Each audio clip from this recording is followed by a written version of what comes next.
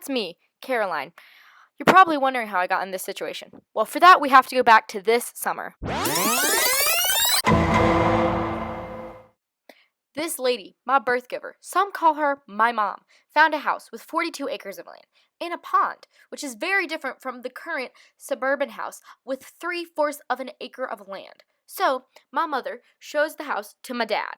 My dad, funnel cake enthusiast, obviously, and a lover of land and nature, goes, heck yeah, let's buy the house. So, we bought the house and moved there over the summer, which was a bit chaotic to say the least.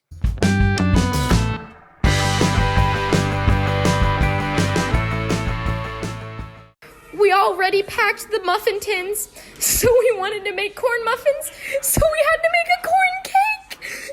What buffoonery? Eventually, after we ate all of our corn cake, towards the end of August, beginning of September, we moved into the house and got settled.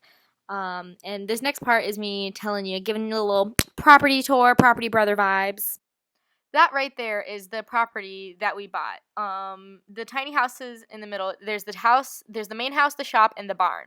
That right there is the backfield, which is lower than the house, and it's the floodplain. And it floods anytime there's any substantial rain.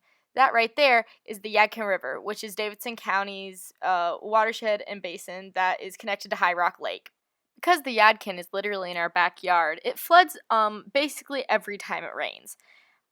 Especially with us getting a higher amount of rain this year than we usually do.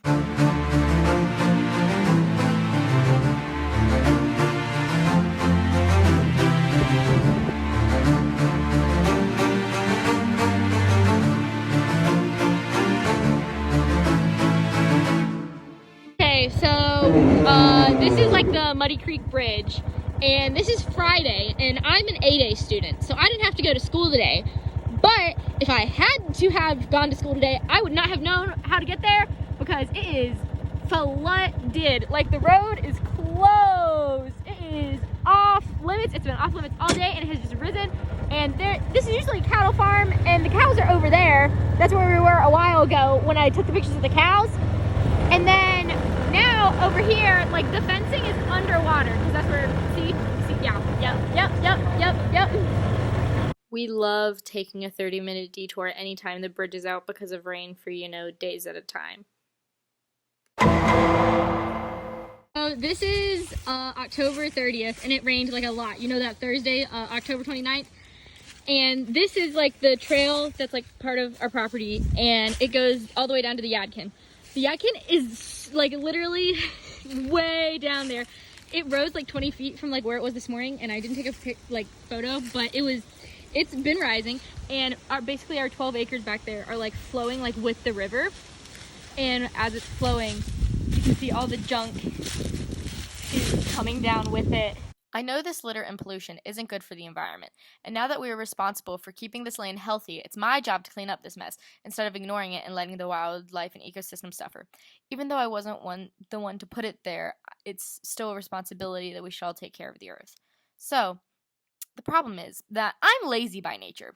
So, I chose to do this cleanup, as my project, so it would truly pressure me to get the job done.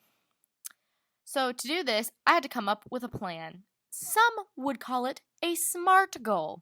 So I'm going to read through it and do a quick overview of the game plan.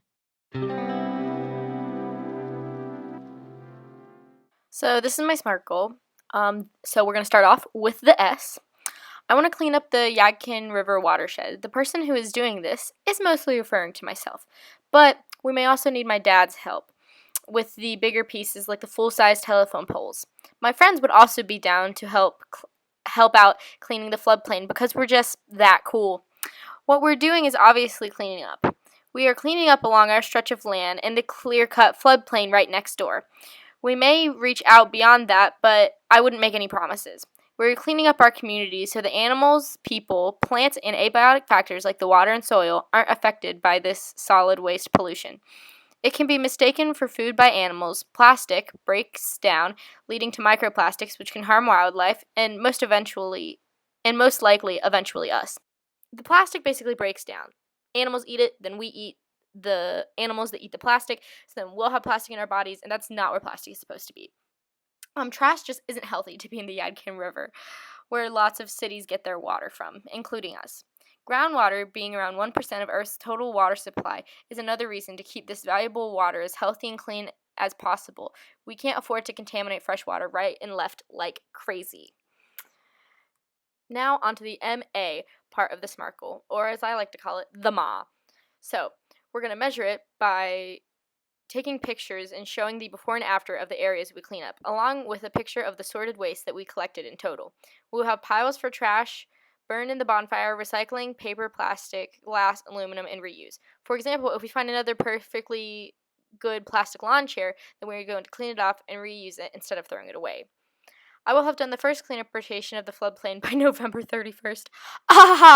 Well, you saw the beginning date of this video. It was December 5th, but it was close. Anywho, so because it's going to get colder from here on out, and cleaning up outside when it's below freezing would not be fun. If there is another substantial flood that brings a significant / visible amount of waste onto the floodplain, we will do another round of cleanup. We have a gator to transport the waste effectively to the barn where we will sort through it. Now onto the RT section of the SMART goal.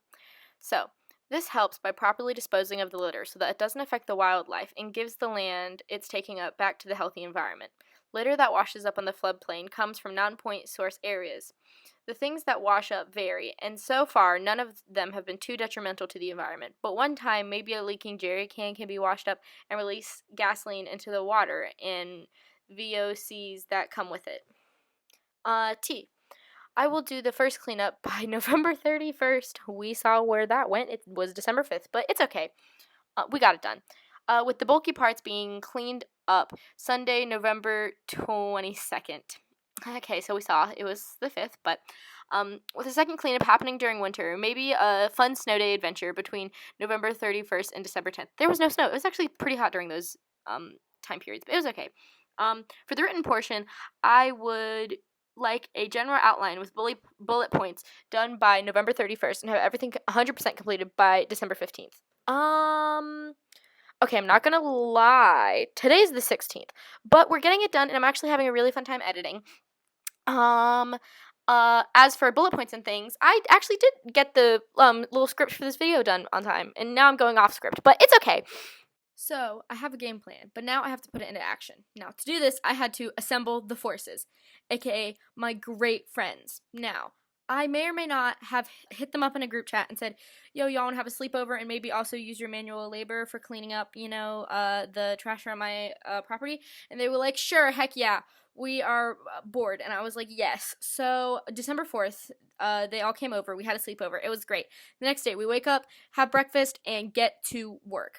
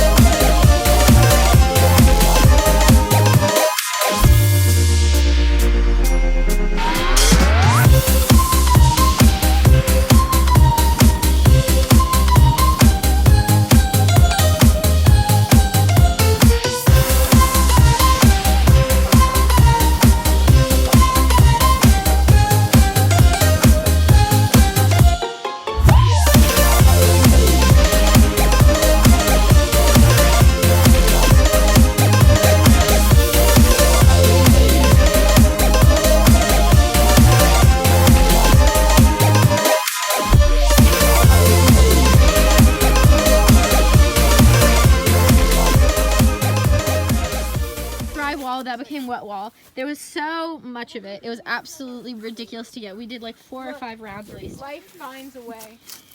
we have the workable office chair that we're gonna spiffy up and reuse. Then we have a completely like intact like mesh safety netting little like mat that my father will love. for his shopping things. We have a tire, probably from a tractor or a little go-kart or something. Then we have an actual big tire. Then we have a basket that broke while we were getting it out from like the banks because it was covered in sand and it was a struggle. There's a box. That's a broken trash can lid. This is a whole bunch of other random plastic that we found. Over here we have some glass. There's some more glass in the barn that I'll show you in a little bit. There's aluminum. There's the really rusty cans and a paint roller. There's wire.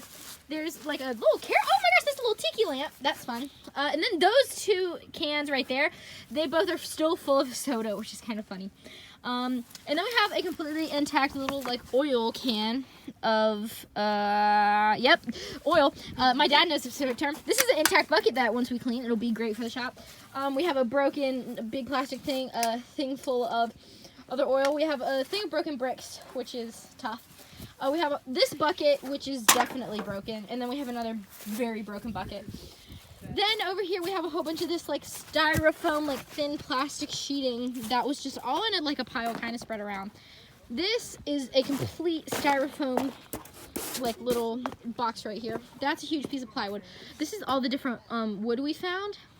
This, what is this? I think this is like a fake deer antler maybe or something, but it's not natural. And this is a whole bunch of wood that might have preservatives or paint on it that has some wood on it. This should be like a window. We think that the drywall and some of this stuff came from like an old like little shop that used to be down there. This is concrete that has like steel wire in it, and on like the inside the filling is like all styrofoam.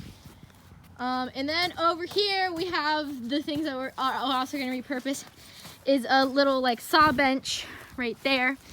And we also have all the pieces to a workable picnic table, which was swept away in the last flood and is our neighbors, and it belongs to their gazebo.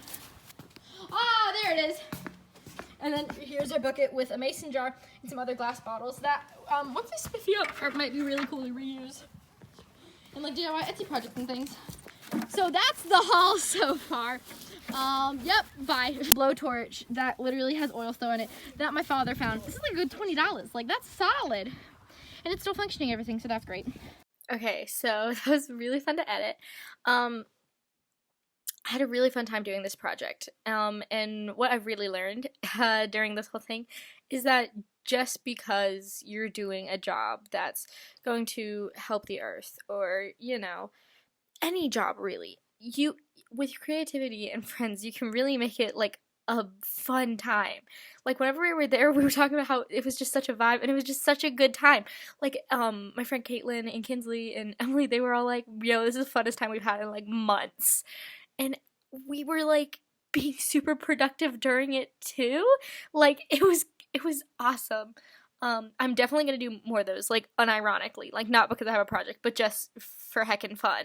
And cleaning off the stuff, like after the sleepover, they actually stayed a whole nother day, and we did a whole bunch of studying and catching up on school, but it was it was just epic. We found a whole bunch of good stuff. We're gonna reuse some of it. We are gonna recycle what we can, but you know, some of it is probably going to be trash, but that's just how the cookie crumbles. I had a really fun time with this project and in your class, so thank you. Peace.